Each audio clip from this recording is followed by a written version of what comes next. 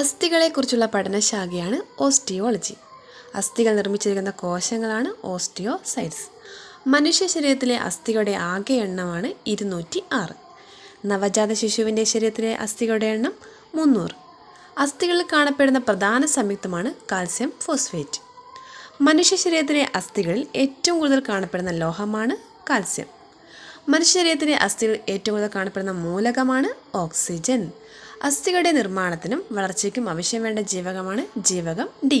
ജീവകം ഡിയുടെ ശാസ്ത്രീയ നാമമാണ് കാൽസിഫെറോൾ. ജീവകം ഡിയുടെ അപര്യാപ്തത മൂലം കുട്ടികളിൽ ഉണ്ടാകുന്ന രോഗമാണ് കണ അല്ലെങ്കിൽ റിക്കറ്റ്സ്. ബാഹ്യ അസ്ഥിക്കൂടത്തിന് ഉദാഹരണമാണ് നഖം, തലമുടി, കൊമ്പ്, കുളമ്പ്. ആന്തരിക അവയവങ്ങളെ പൊതിഞ്ഞു സൂക്ഷിക്കുന്ന അസ്ഥികൂടമാണ് അക്ഷാസ്ഥികൂടം. ശരീരത്തിലെ ചലനവുമായി ബന്ധപ്പെട്ടിരിക്കുന്ന അസ്ഥികൂടമാണ് അനുബന്ധ അസ്ഥികൂടം. അക്ഷാസ്ഥികൂടങ്ങളുടെ എണ്ണം എത്രയാണ്? 80. അനുബന്ധ അസ്ഥികൂടം 126.